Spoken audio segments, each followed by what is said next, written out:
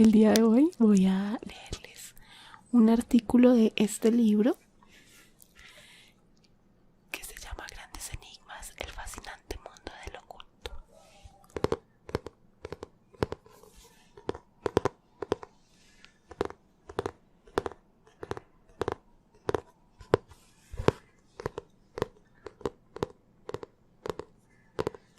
Y el de hoy se llama ¿Fue Rasputín un auténtico patriota? No es cierto que Rasputín, aquel a quien llamaron el monje tenebroso sus enemigos, haya sido tan nefasto y corrupto como la historia ha insistido en afirmar. Sucede que, desde el principio, se quiso empañar su figura, en especial por parte de la aristocracia rusa y de los fabricantes de armas. Y sabemos que la historia suelen escribirla los poderosos y los que siguen con vida. En realidad hay razones para pensar que Rasputín fue un patriota, a pesar de sus debilidades muy naturales en todo ser humano. Pero antes de conocer algo más de este personaje, veamos qué han dicho de él los libros de historia. Poseía notables poderes paranormales. Explican que en las postrimerías del régimen zarista sucedieron en Rusia dos acontecimientos que siguen intrigando al mundo porque jamás lograron ser aclarados en su totalidad. Uno fue protagonizado por la princesa Anastasia, de quien se dijo que tal vez logró salvar la vida en ocasión de ser asesinada por los bolcheviques, la familia de Nicolás II, a la que pertenecía. No han faltado las mujeres que, a partir de aquel día aciago, fueron por el mundo declarando ser la verdadera Anastasia. Pero nadie creyó en ellas, en especial los nobles que custodiaban en el extranjero los restos del tesoro real. El otro suceso, más impresionante, fue la muerte de Rasputín, en cuyo organismo dice la leyenda que no hizo mella el veneno que le dieron una noche sus enemigos en una cena. Pero para mejor comprender el extraño fin del monje tenebroso, ¿no será acaso conveniente dar un salto hasta su juventud y acompañarlo en el camino que lo condujo a la fama y al poder en la corte zarista? Si Grigori Efimovich Rasputín viviera todavía, sería un saludable anciano de más de 100 años y poblada barba blanca, puesto que nació en 1882 en la aldea de Provskoye. No tardó en ser respetado y temido por sus vecinos, porque detrás de sus ojos, negros e inquisitivos, se ocultaba una voluntad férrea que subyugaba. Parecía leer los pensamientos ajenos y era capaz de identificar a un ladrón de caballos entre un grupo de individuos aparentemente respetables. Y sabía predecir el futuro, causando el consiguiente pánico entre el público. ¿Era en verdad un santón, como se decía, o un hábil embaucador que se aprovechaba de la ignorancia e ingenuidad de los campesinos? Por lo que fuera, la celebridad que iba adquiriendo rápidamente no tardó en rendir frutos. En 1903, siendo un joven de apenas 21 años, irrumpió en la ceremonia de canonización de cierto fraile serafín para lanzar una profecía. Entre los asistentes al acto se encontraba Piotr Stolypin, primer ministro del zar, quien pudo escuchar también las palabras del barbudo desconocido. Nuestros amados zares han estado esperando inútilmente un heredero varón, después de tantas princesas, y han perdido ya las esperanzas. Pero yo les digo que el zarevich arribará a este mundo antes de un año. Disculpen, sé apenas el abecedario ruso, así que no sé si se pronuncia zarevich, como se escribe, o zarevich. Lo lamento. Algún día retomo mis clases de ruso. Como les digo, lo único que me sé es el abecedario. ¿Quién era aquel individuo estrafalario de mirada penetrante como de exaltado, que lograba comprender el alma rusa tan aficionada a lo maravilloso. Indagó el primer ministro acerca del joven y supo que había recorrido las Rusias, ejerciendo las tareas más diversas, hasta que entró en contacto con la secta de los fanáticos Skoptsis. Formaban un curioso grupo de castrados. No existe ya, al parecer, esta secta, pero las ceremonias que realizaban en aquellos tiempos eran terriblemente brutales, y cuesta trabajo aceptar que hubieran existido. Al triunfo de la Revolución de Octubre fueron eliminados estos sujetos de raíz, pero los bolcheviques no pudieron evitar las consecuencias de los salvajes actos cometidos en el curso de los ritos, contra los cuales es posible que jamás se opusiera el zar Nicolás II. Le apasionaba todo lo esotérico. En sus ceremonias sagradas, los tales Skoptsis exigían la castración de los fieles varones, que eran drogados o embriagados antes de suceder lo que todos esperaban y no parecían temer. Se iniciaba el sorprendente culto con cánticos para acelerar la venida del Espíritu Santo, cuya presencia era captada finalmente por los fieles reunidos. Comulgaban entonces con pedazos de pan blanco, adornado con una cruz, y se preparaban para el siguiente paso, que no poseía tanta pureza ni tanta poesía. Empujaban al neófito drogado hacia un tronco hueco, sobre el cual debía tomar asiento. El sacerdote a cargo del rito, oculto bajo un orificio abierto en el tronco, realizaba la emasculación con mano experta, producto de una larga práctica. No vaya a creer el lector que protestaban los adeptos por el violento abandono de sus atributos viriles. Tal vez sería porque acababan de tomar parte muy activa en escenas de desatado erotismo. Resulta que uno de los aspectos más importantes del rito consistía en castigar al demonio que llevamos todos dentro con todas las energías. Y la mejor manera de hacerlo era cometiendo todo género de excesos sexuales por medio de los órganos concedidos por Satanás al hombre. Ay, Dios. Después de llegar a su fin las orgías desenfrenadas, en las que participaban todos con enorme entusiasmo, venía la ceremonia de castración para dar oportunidad al pecador de purificarse y echar de su cuerpo al demonio. No volvería a caer nunca más en la tentación, seguro que no.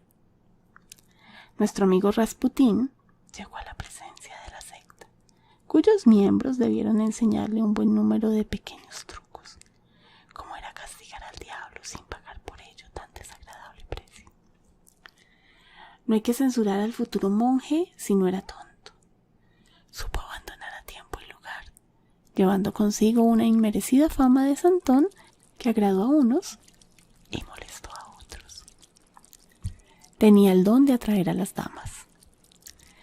Cansado tal vez de no encontrar la oportunidad que con tanto empeño andaba buscando, terminó Rasputín por regresar a su pueblo natal, con la sana intención de sentar cabeza y casarse. A su arribo se dividieron muy pronto las opiniones. Era un santo varón para unos, en especial las mujeres, y un canalla sin escrúpulos para la mayoría. Triunfó a la postre la opinión de los caballeros, y Rasputín tuvo que abandonar la aldea a toda prisa. Llegó a la ciudad de San Petersburgo, donde entabló amistad con algunos prominentes ciudadanos. Figuraba entre estos el periodista Petrovich Sazonov, quien en 1903 había tenido ocasión de escuchar la profecía del todavía joven Rasputín. La profecía, oh maravilla, se había cumplido al pie de la letra.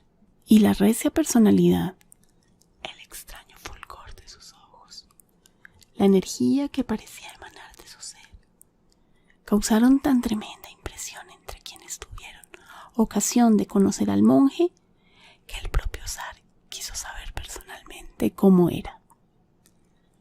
Fue siempre muy amigo de Nicolás II y lo mismo le sucedía con la zarina, de consultar con brujos, profetas, hechiceros y otros seres poseedores de alguna facultad fuera de lo normal. El alma rusa, desde el zar hasta el más miserable de los mujiks, estaba enferma de misticismo. Todo lo que oliera a magia agradaba al soberano. En fecha reciente había invitado a venir desde Francia al famoso Monsieur Philippe, un mistagogo nacido en la ciudad de Lyon, a quien había tenido la fortuna de conocer en 1896. Este Antelmo Philippe, cuya madre no dejó de cantar durante el parto, todo porque el señor cura de Ars le había anunciado que daría a luz a un ser excepcional. Se convirtió en curandero desde su infancia. Además, sabía hacer crecer los dientes a un niño, tornarse invisible y caminar junto a alguien sin que éste se diera cuenta, calmar el viento, provocar la caída del rayo, detener el corazón para reanimarlo al instante y reponer el dedo cortado de un obrero que sufrió un accidente de trabajo, entre muchas otras cosas. Era un estuche de monerías el tal Monsieur Philippe. En la corte rusa, el zar jamás adoptaba una resolución sin la previa consulta con el francés, a quien nombró médico en jefe del ejército, sin importarle que careciera de título. Era muy natural que Monsieur Philippe se enajenase sin tardar el odio de los médicos de verdad y que desearan desenmascararlo para acusarlo de farsante ante el zar. Incluso la iglesia rusa buscaba la manera de librar al país de aquel charlatán sin que el soberano se molestara. Y uno de los que con mayor ahínco lucharon contra el señor venido de León hasta conseguir que emprendiera la retirada fue Rasputín. ¿Lo hizo por envidia? ¿Acaso porque deseaba lo mejor para la familia real y lo mejor era sin duda él? Imposible saber cómo se las arregló Rasputín para llegar no solo a la presencia del zar y de su esposa, y menos aún cómo logró aliviar en ocasiones el terrible mal que amenazaba al zarevich, el único heredero varón al trono, que tenía varias hermanas mucho mayores que él. Se ignora si el padrecito Rasputín logró brindar auténtico consuelo físico al niño o si lo único que puso a trabajar fue su poderosa sugestión hipnótica, arma poderosa. El caso es que Nicolás II, así como la zarina, se sintieron sumamente agradecidos al equivalente ruso de Monsieur Philippe por la ayuda brindada. No tardaron en olvidarse del francés. ¿En qué consistía el terrible mal que aquejaba al heredero de la corona de todas las Rusias? Era una enfermedad de reyes. La hemofilia se ensañó en el pasado en varias familias reales de Europa y pudiera ser provocada por una degeneración resultante de las muchas uniones consanguíneas celebradas entre miembros de la misma familia real. Consiste en la excesiva fluidez de la sangre, según explica en pocas palabras cualquier diccionario, provocada por la ausencia de las plaquetas que contribuyen a cerrar las heridas. En 1985, la ciencia estaba trabajando en la síntesis del factor 7, proteína compleja, cuya ausencia en la sangre es causa fundamental de la hemofilia. Antes se obtenía esa proteína de la sangre y se purificaba para ser inyectada en los homofílicos. Lo malo de la nueva técnica de la síntesis es su costo elevado y el hecho de exponer al enfermo a ciertos virus. En los 4 años que siguieron a las primeras pruebas, 84 hemofílicos contrajeron en Estados Unidos el SIDA, de los que murieron más de la mitad. Lo cierto es que los hemofílicos se enfrentan continuamente a muy serios peligros cada vez que sufren una herida. Podría decirse que pesa sobre ellos a todas horas una amenazadora espada de Damocles. Todo irá bien mientras no se lastimen. De sufrir un accidente, la sangre no logrará coagular y la herida no podrá cicatrizar.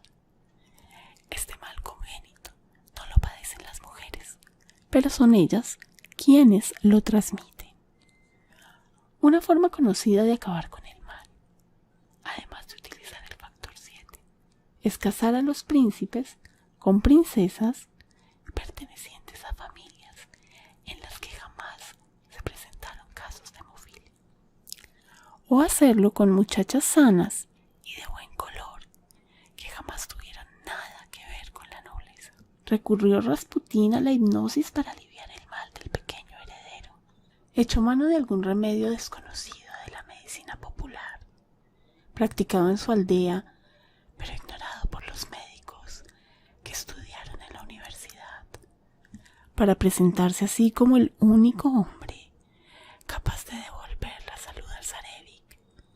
De ser así, no es de extrañar que, habiendo tenido éxito en su tratamiento, el antiguo monje se convirtiese en el amo de Rusia, después de someter la débil voluntad de la pareja real. Como era de esperar, sucedió lo mismo que en el caso de Monsieur Philippe, dice la historia. Rasputín se atrajo la animadversión de los personajes más influyentes de la corte, entre los que se contaban el mismo Stolypin, que tanto se había sorprendido en 1903 al ser testigo de la ceremonia de canonización del fraile Serafín y de la intervención de aquel joven. El primer ministro amenazó a Rasputín y murió inexplicablemente cuando se encontraba en el palco de un teatro. Poco antes, el monje tenebroso le había dirigido una terrible mirada desde el otro extremo del lugar, declararon quienes todo lo sabían. Los poderes de Rasputín, falsos o verdaderos, se convirtieron en un auténtico peligro para los nobles y para los que se dedicaban al juego de la política. Muchos empezaron a pensar seriamente en la necesidad de eliminarlo para siempre, porque interfería en sus planes. Pero nadie se atrevía a atentar contra su vida cara a cara, ni a mirarlo con malos ojos. Curiosamente, por aquellos días Rasputín debió intuir su próximo fin. En 1916 escribió una carta, auténtica prueba de clarividencia, en la que presagiaba lo que no tardaría en suceder en Rusia. Sabía que las cosas no iban bien en el país y que había ganado enemigos. Declaraba que si era asesinado por los aristócratas y se derramaba sangre, esperaban a Rusia muy graves calamidades, la menor de las cuales sería la huida masiva de los nobles. Perderían sus tierras y sus pertenencias, y los sobrevivientes que lograran llegar al extranjero verían terminar sus días en la más espantosa miseria, porque jamás habían sabido hacer nada que valiera la pena. Asesinado en circunstancias insólitas. La noche del 30 de diciembre de 1916, Rasputín se presentó en el palacio del príncipe Yusupov, pariente muy cercano del zar, a donde había sido invitado a cenar. El príncipe se había puesto de acuerdo con algunos amigos para asesinar al monje. Ninguno de los confabulados podía ocultar su temor. Rasputín, consciente de que se había metido en la boca del lobo, se vino a probar los manjares y los vinos servidos en su honor. Y mientras tanto, escondidos en un salón contiguo, esperaban los asesinos el momento de intervenir por si fallaba la operación. Se mostró el anfitrión sumamente cordial y logró que su invitado bebiera más vino del esperado y alguna que otra copa de vodka. Eran ambos licores excelentes y además estaban saturados de veneno, suficiente estricnina para acabar con un regimiento. Sin embargo, el monje no se inmutó, dice la leyenda. Siguió hablando y comiendo y también bebiendo como si nada. Y los conjurados, que esperaban impacientes, se atemorizaron. ¿Acaso era indestructible aquel hombre? ¿Tenía algún pacto con Satanás, de quien debía ser su embajador en la tierra? Si el veneno parecía no hacer mella en su organismo, habría que recurrir a otros medios más seguros. El propio Yusupov estaba aterrado al contemplar la fortaleza física y la resistencia del monje. Lo invitó a inclinarse ante un ícono para rezar y le disparó a bocajarro. Sus compañeros acudieron al escuchar el disparo, pero con las prisas. Uno de ellos tropezó con un cable y se fue la luz. Quedó el salón a oscuras. Corrieron a la puerta, presa de terror, y abandonaron el palacio. Allá quedó Rasputín, tendido en el suelo, desangrándose por la herida. Parecía una película. Tardaron los asesinos en regresar. Encontraron a su víctima aún con vida. Descargó Yusupov en el cuerpo caído el resto del cargador, pero Rasputín seguía respirando. Lo levantaron en vilo y lo condujeron hasta el río Neva, que por fortuna se encontraba al otro lado de la calle. Abrieron un boquete en el hielo y dejaron caer el cuerpo en el agua helada. La mano se aferró al borde del hielo. Finalmente hizo la señal de la cruz, que en el rito ortodoxo se hace comenzando por la derecha, y se hundió. Era la madrugada del último día del año 1916. El 30 de julio del año siguiente, la familia real era masacrada por los bolcheviques. Y algún tiempo más tarde, una joven que decía llamarse Anastasia declaraba que ella era la única hija del zar que logró sobrevivir a la matanza. Fue enemigo declarado de la guerra. Hay razones para creer que no todo lo que dice la historia acerca del monje Rasputín responda a la estricta verdad. Se tiene la casi certeza de que quienes lo asesinaron se ocuparon de difundir los pormenores de la muerte de manera exagerada, casi fantástica, porque deseaban ocultar la verdadera personalidad del singular individuo. No deseaban que naciera la leyenda del hombre que amaba a la patria y la paz. Le sucedió en realidad algo muy semejante a lo que años atrás sufrió Jean Jaurès, el dirigente socialista francés que murió asesinado en los meses que precedieron a la Primera Guerra Mundial. Antes de estallar la Segunda, la primera había sido conocida como la Gran Guerra. Y de nuevo, perdón si no pronuncié bien el nombre, pero ya saben que francés sí no tengo idea. El asesino declaró que acabó con el político por su propia iniciativa y añadió que todo lo que había hecho Jaurès resultó nefasto para Francia. Poseía el hombre que mató al dirigente socialista todas las características del asesino político. Era un fanático exaltado que carecía de inteligencia suficiente para darse cuenta de sus actos, pero sí lo bastante consciente como para realizar el trabajo que le encomendaron sin hacer preguntas. Y no le importaba nada pagar con la vida por el crimen. Jean Jaurès fue asesinado porque se había negado con todas sus energías a que su país declarase la guerra a sus vecinos, los alemanes, y poseía documentos de enorme importancia que, de haber sido publicados, hubieran impedido la entrada de Francia en el conflicto bélico. Tal cosa no convenía a ciertos intereses mezquinos, económicos y políticos, ni a quienes fabricaban armamento y no deseaban perder la oportunidad de obtener en la guerra jugosos beneficios de los contendientes. Sucedió algo por el estilo con Rasputín, el mal llamado monje tenebroso. Fue este individuo algo más que un mistagogo y un curandero, que gracias a sus fabulosos poderes logró influir en las decisiones siempre absurdas del zar Nicolás II en materia de política. La historia oficial lo presenta como un ser carente de escrúpulos, que solamente buscaba aprovecharse de la debilidad de la pareja real, pero la realidad pudo haber sido otra. Rasputín había aconsejado al zar de todas las Rusias que permaneciera neutral y los aliados, porque ningún beneficio obtendría. El país no estaba en condiciones para lanzarse a una aventura tan arriesgada. No escuchar sus razones significaría un grave peligro para la seguridad de Rusia y de la familia real. Incluso se ha dicho que Rasputín escribió la famosa carta anunciando el dramático fin de la monarquía rusa, movido por el deseo de disuadir a Nicolás II. Sabía perfectamente bien lo que el futuro depararía a su patria. Los grupos partidarios de la guerra odiaban a Rasputín. Durante la corta ausencia de la corte que se vio obligado a realizar, obtuvieron sus enemigos del débil zar la firma de la orden de movilización.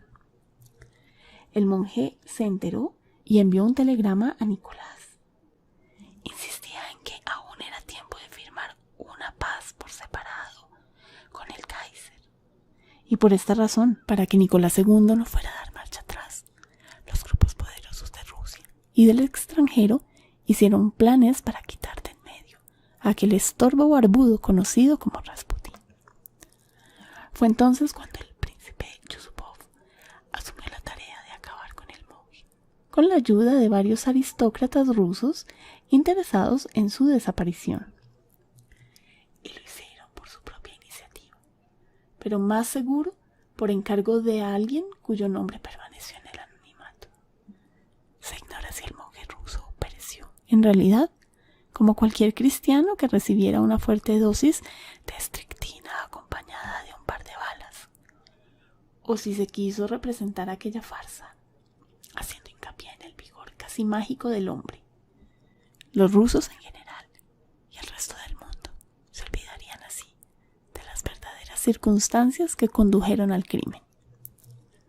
Y si había suerte, surgirían numerosas biografías y novelas, y acaso filmarían la vida del monje tenebroso, con todo y su dramático final, para deleite de los amantes de lo truculento.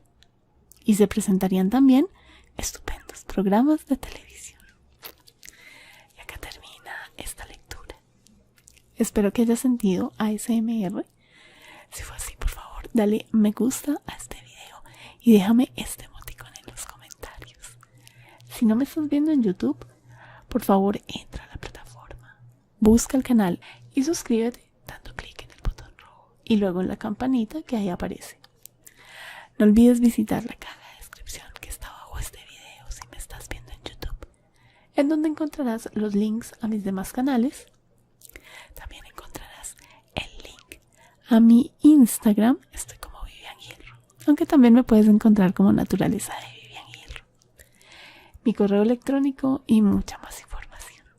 Muchísimas gracias por haber visto este video y nos vemos en el próximo. Adiós.